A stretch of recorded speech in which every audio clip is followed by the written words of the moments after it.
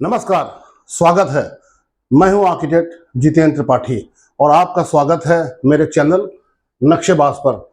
दोस्तों, मैंने इस बात का प्रयास किया है कि आपको जो है मकान के डिज़ाइन के और कंस्ट्रक्शन के बारे में कुछ जो भी मेरे पास जानकारी है, जो मेरा अनुभव है पिछले 30 साल का, वो आपसे शेयर किया जाए और आपको बताया जाए, जिससे कि आपका ये मकान बनवाने का, अच्छा सा घर बनवाने का सपना जो है साकार हो सके और मेरी बताई हुई कुछ बातों से आपको कुछ लाभ हो और आपको कुछ फैसले लेने में आसानी हो जाए। मकान में जो सबसे इम्पोर्टेंट चीज़ और होती है वो होते हैं उसके डोर्स, यानी उसके दरवाजे।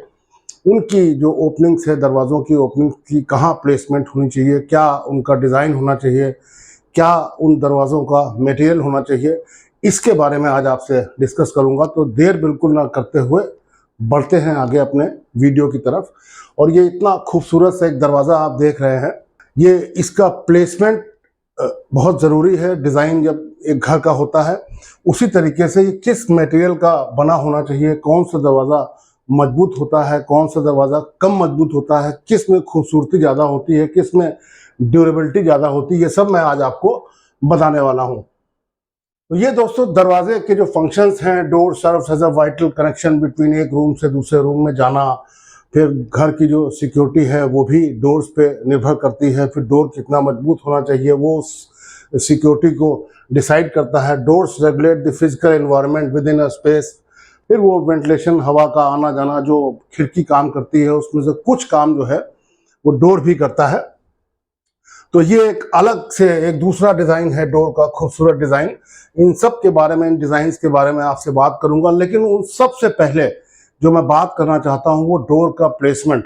जब आप अपने घर का नक्शा बनाते हैं, डिज़ाइन करते हैं उसको, तो डोर का प्लेसमेंट कितना इम्पॉर्टेंट होता है ये मैं अभी आपको बताने जा रहा हूँ। एक ये ड्राइंग है, एक नक्शा है, डिज़ाइन मैं अभी कर रहा हूँ किसी के लिए, तो मैंने कहा इसी पे आपसे इसको डिस्कस कर लेता हूँ। अब देखिए, ये एक मकान का नक्शा है। इसमें कोई 7-8 कमरे बने हुए हैं और इसमें काफ़ी सारे डोर्स लगे हुए हैं। तो अगर यहाँ से शुरू करें कि इस मकान की एंट्री इधर से है और ये एंट्री इसका वरांडा है, और ये थोड़ा डिफरेंट टाइप का है कि एंट्रेंस फोयर बनाया हुआ है, एक ऐसी जगह जहाँ पे आप एंटर कर लेते हैं और वहाँ से फिर आपको एक कमरे या दूसरे कमरे में जाना होता है घर के। फिर वहाँ से तीसरे कमरे में घर के अंदर प्रवेश करना होता है, फिर इधर उधर चले जाना होता है। तो आप यूँ सोचिए कि जैसे मान लीजिए हमें यहाँ पे ये डोर लगा हुआ है ये, तो इसका जो फर्नीचर का जो अरेंजमेंट है कमरे का, वो इसी डोर के प्लेसमेंट पर काफ़ी कुछ डिपेंड करेगा। अगर डोर गलत लग जाएगा तो कमरे का फर्नीचर प्लेसमेंट प्रॉपरली नहीं हो पाएगा। अब देखिए, मैंने यहाँ पे एक डोर लगाया हुआ है। ये हम एक लॉबी से यहाँ से ड्राइंग रूम के अंदर आ रहे हैं, तो ये डोर ऐसा लगा है कि इस और एक डोर फिर यहाँ लगा दिया घर के अंदर जाने के लिए। अब ये कमरे का जो ये पोर्शन है, ये पूरा फर्नीचर के लिए खाली है। आप चाहेंगे तो सोफे का प्लेसमेंट इस तरफ से यहाँ कर सकते हैं और ये सोफे जैसे भी चाहें आपको लगाने। तो ये इसका मतलब ये है कि डोर का प्लेसमेंट ऑलमोस्ट ठीक है। कुछ लोग कहेंगे कि थोड़ा बहुत दाएं बाएं हो सकता है, लेकिन ये इम्पोर्टेंस इसीलिए होती है कि फर्नीचर का प्लेसमेंट प्रॉपर्ली हो जाता है। जैसे ये पूजा रूम बना हुआ है, यहाँ पे सेंटर में डोर दे दिया, तो आपको भगवान का मंदिर बनाना है, भगवान की पूजा करनी है, तो यहाँ पे आप भगवान को प्लेस कर सकते हैं। यहाँ पे आप खड़े होकर बैठकर इस तरह से पूजा कर सकते हैं। ऐसे ही जब हम बेडरूम में आएंगे, तो बेडरूम में देखिए दरवाज़ा यहाँ लगा हुआ है, तो हमारा जो बेड का प्लेसमेंट है वो डिस्टर्ब नहीं होगा। बेड मान लिए यहाँ से इस तरह का कुछ यहाँ बेड बन जाएगा, या किसी और डायरेक्शन में लगाना हो तो वहाँ भी लग जाएगा। डोर का प्लेसमेंट बहुत इंपॉर्टेंट होता है। जैसे इस कमरे की अगर हम बात करें तो डोर ऐसे लगे हुए हैं सामने, और ये ड्रेसिंग रूम में जाने के लिए डोर है, तो यहाँ पे ये हमारा बेड का प्लेसमेंट यहाँ हो जाएगा। तो बहुत अच्छा सा एक कमरा जो है निकल के आएगा with proper layout of furniture. और यहाँ पे अगर हमें कोई इसमें सोफ़ा लगाना है, कुछ लगाना, तो प्रॉपरली हम इसको लगा सकते हैं। यहाँ पे टीवी वगैरह आ जाएगा।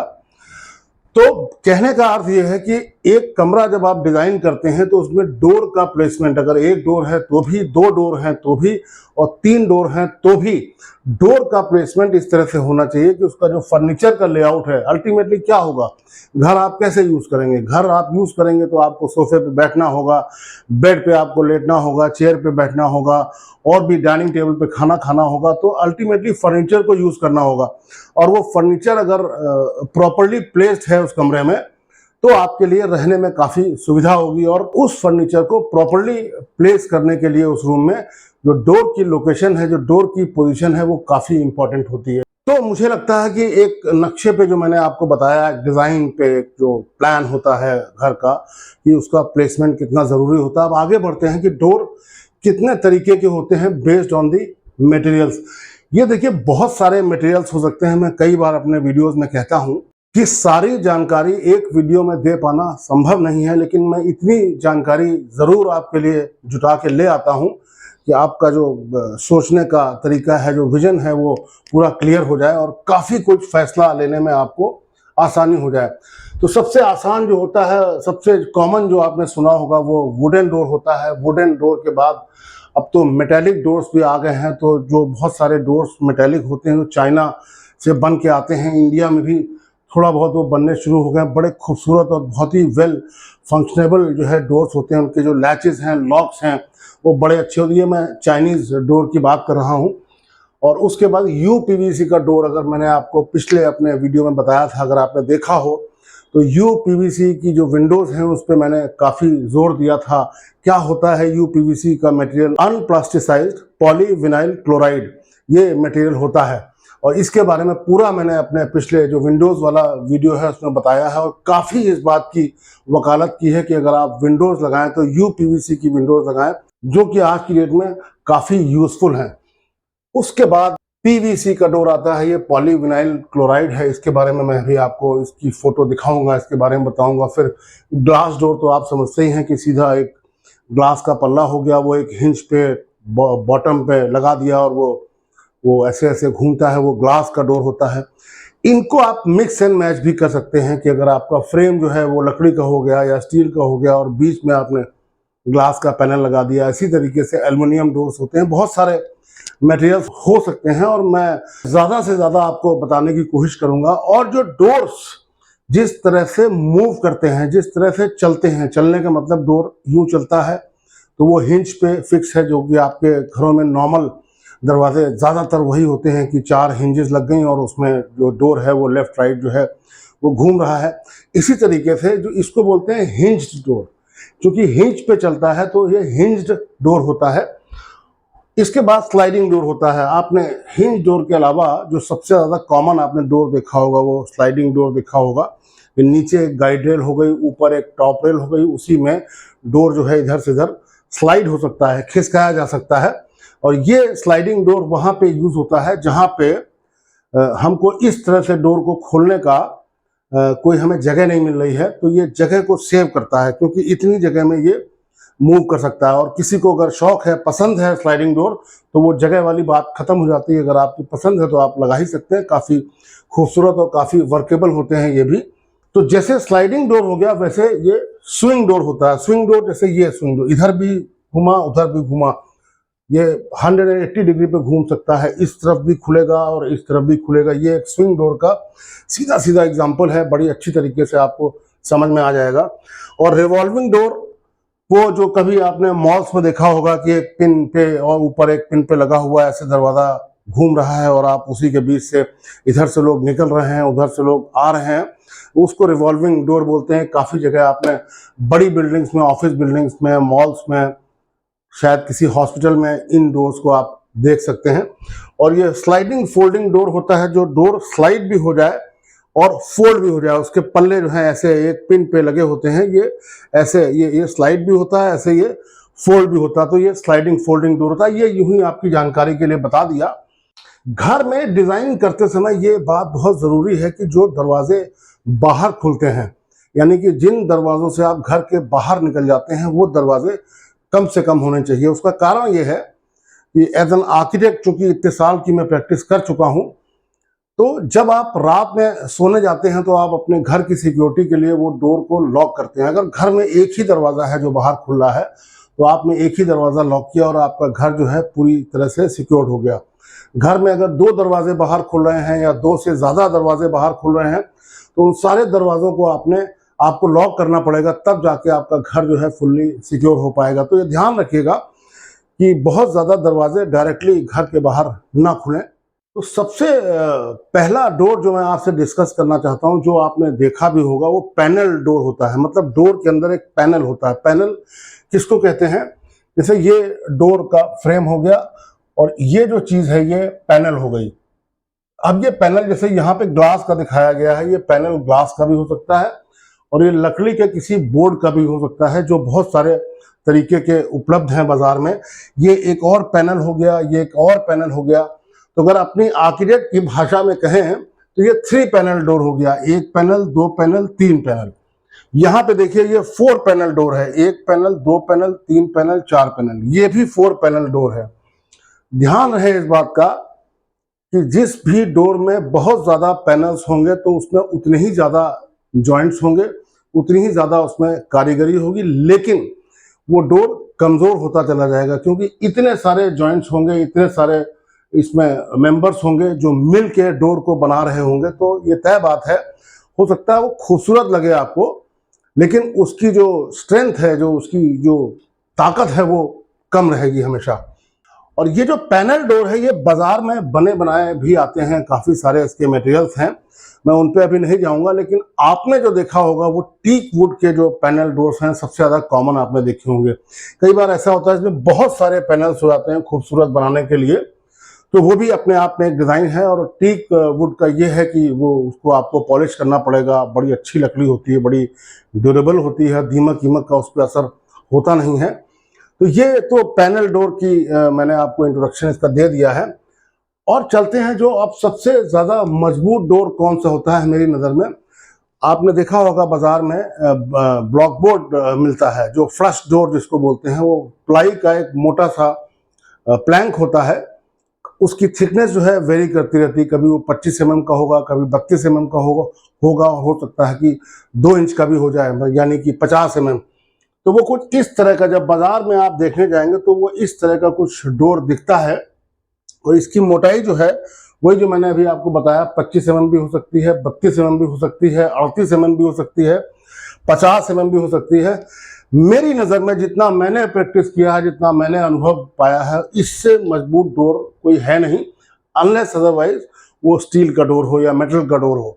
अब ये जब डोर आपको ऐसे मिलता है तो जिनके पास पैसा कम है, जिनको कम पैसे में मकान बनाना है, तो वो ये डोर ले सकते हैं। उसको सीधा जो है इसके ऊपर पेंट कर सकते हैं। जो नॉर्मल पेंट हो सकता है डोर के लिए, जो आता है नॉर्मल पेंट, वो सीधे इस पे पेंट कर दिए। तो ये एक बहुत सस्ता, सुंदर और टिकाऊ डोर होगा, जो कि मजबूत बहुत होगा, बहुत ड्यूरेबल होगा। बस ये ध्यान रहे कि जब ये डोर, हम इसके लिए जो फ्लश डोर है, जब इसको खरीदने जाते हैं तो ये वाटरप्रूफ होना चाहिए। नॉर्मल जो कमर्शियल डोर है वो नहीं होना चाहिए।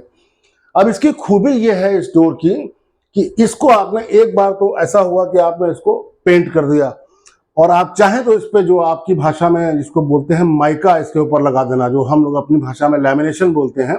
तो माइका भी इसके ऊपर आप चिपका सकते हैं। वो माइका बहुत सारे तरीके की आती है, हजारों कलर्स में आती है। माइका की थिकनेस 0.8 mm भी हो सकती है, 1 mm भी हो सकती है, 1.5 mm भी हो सकती है। उसी के हिसाब से उसकी कीमत बदलती रहती है। तो इस पे आप माइका भी चिपका सकते हैं। पैसा है तो दोनों तरफ माइका चिपका लीजिए। पैसा बचाना है तो जिधर ये डोर दिख रहा है, इधर से देखना है इसको, यहाँ पे आपने माइका लगा दी और दूसरी तरफ खाली उसको पेंट करके छोड़ दिया। इसके अलावा, माइका के अलावा, इस पे आप विनियर भी लगा सकते हैं। विनियर किसको बोलते हैं? जो नेचुरल लकड़ी होती है उसकी जो खाल उतार के हम एक पतली सी लेयर बनाते हैं, वो एक प्लाई पे उसको चिपका देते हैं। उसकी जो थिकनेस होती है वो 4 mm होती है विनियर की।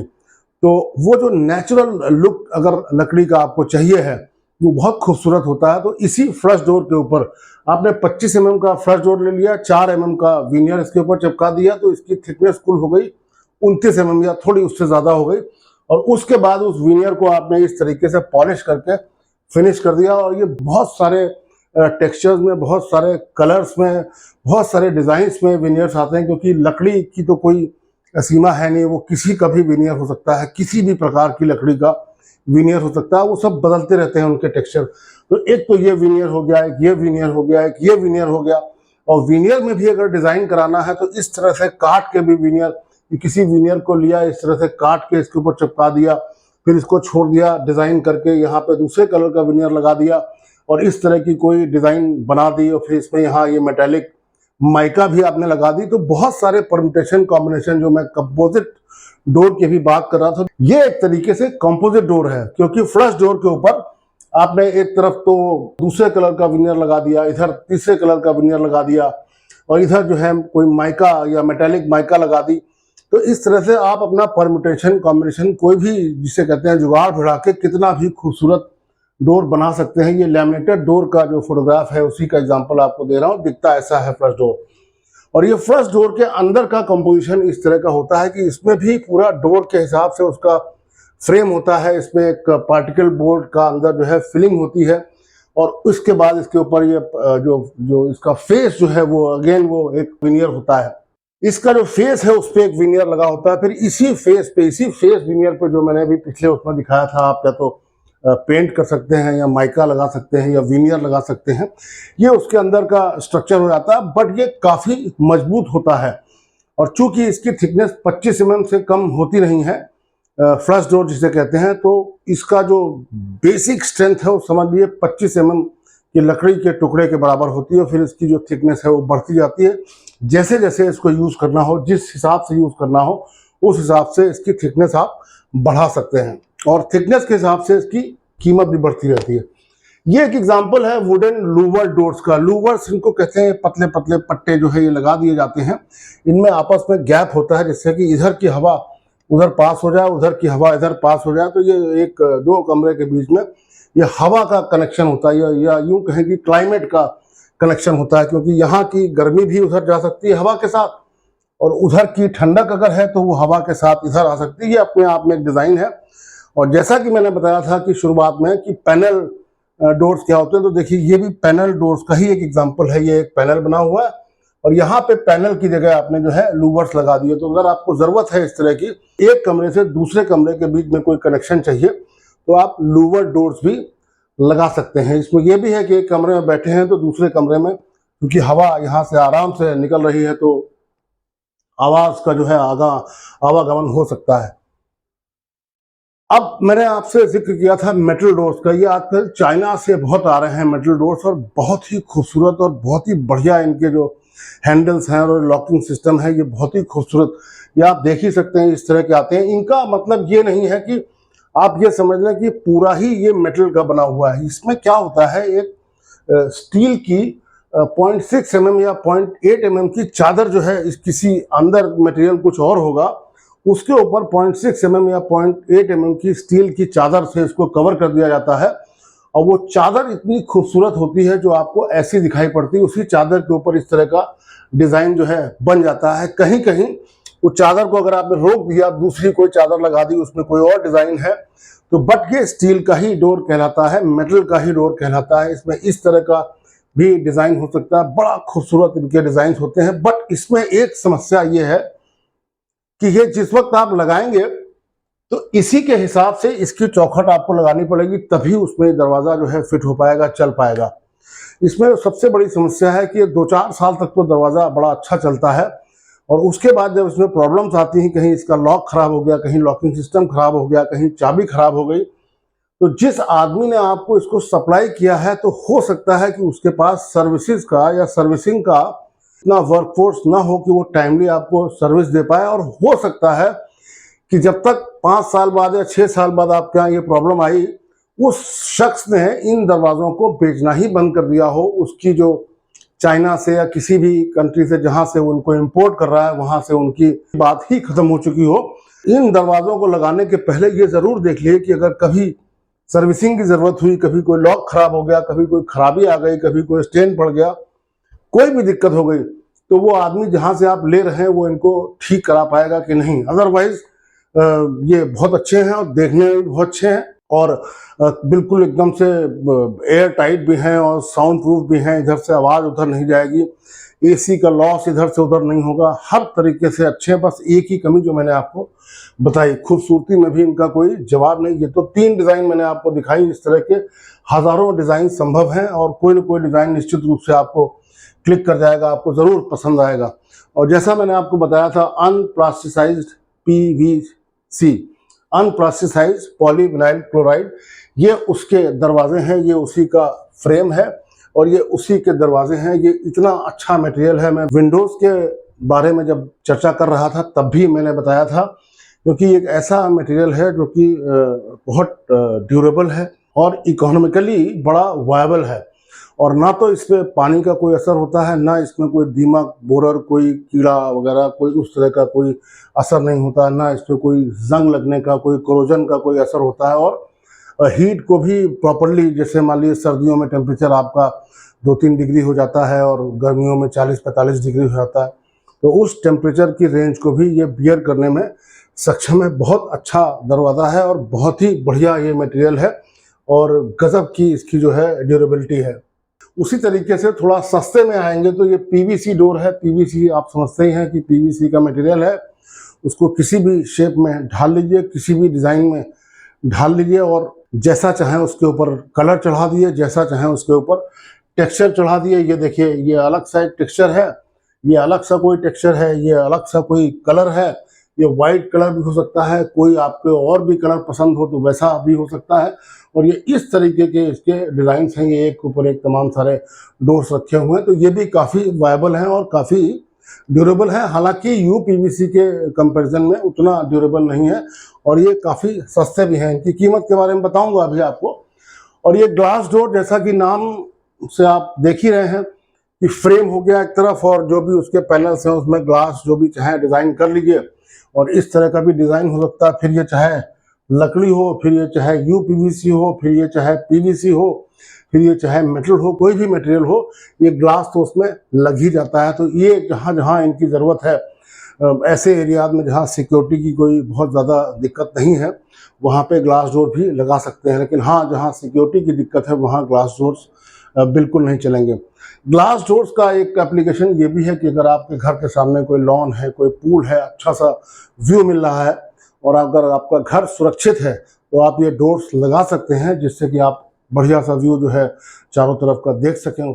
अब जैसा मैंने आपको बताया था वो types of doors, swing doors और हिंज वाले डोर्स और स्लाइडिंग डोर्स, तो मैं एक फ़ोटो आपको दिखा दूँ जिससे कि आपको आइडिया लग जाएगा। ये देखिए, हिंज वाला डोर है, ये एक हिंज लगा है, ये 2 हिंज लगा है और ये तीसरा हिंज लगा है। कभी कभी यहाँ पे अगर दरवाजे का वजन ज़्यादा है, इसकी मोटाई ज़्यादा है, तो यहाँ पे 2 हिंज भी लगा दिए जाते हैं। और ये देखिए स्लाइडिंग डोर जिसकी मैं बात कर रहा था, इसमें ग्लास लगा दिया आपने, स्लाइड हो गया। इस तरह से खुलने की इसमें ज़रूरत है नहीं और जगह नहीं, तो आपने इसको इस तरह से लगा दिया और ये ऊपर जो है टिका रहता है और इसी पे जो है एक गाइड रेल होती है, उसी पे ये स्लाइड करता रहता है।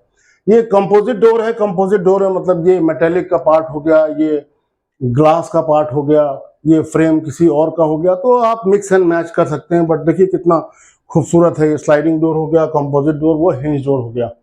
साइज की जहां तक बात है डोर की, आप जानते हैं डोर नॉर्मली जो है 7 फुट इनकी हाइट होनी चाहिए। आप चाहें तो, अगर आपको पसंद है तो इनकी हाइट आप 8 फुट भी कर सकते हैं, 10 फुट भी कर सकते हैं। वो डिपेंड करता है कितना बड़ा आपका कमरा है, कितना बड़ा आप घर बनवाना चाह रहे हैं, कितना ग्रैंड्योर जो है, जितना बड़ा डोर होगा उतना ग्रैंड दिखाई पड़ेगा। तो साइजेस का यहाँ पे नॉर्मली मैंने एक वो दे दिया है, लेकिन इसका बहुत मैटर है नहीं। उसका कारण है कि वो आप जिस घर को बनाएंगे, जो भी आपका नक्शा बन रहा होगा, वहाँ पे आपको डिसीजन लेना पड़ेगा कितना बड़ा डोर हमें बनाना है, किस मटेरियल का बनाना है, किस डिज़ाइन का बनाना है। नॉर्मली जो डोर है वो करीब करीब 3.5 foot by 7 foot, 3 foot by 7 foot, toilet वगैरह में या छोटी जगह पे 2.5 फुट बाई 7 फुट का डोर हो सकता है। इससे ऊपर नीचे जाना तो आपकी चॉइस है, आपका फाइनेंस आपको कितना अलाउ करते हैं उस पर डिपेंड करता है।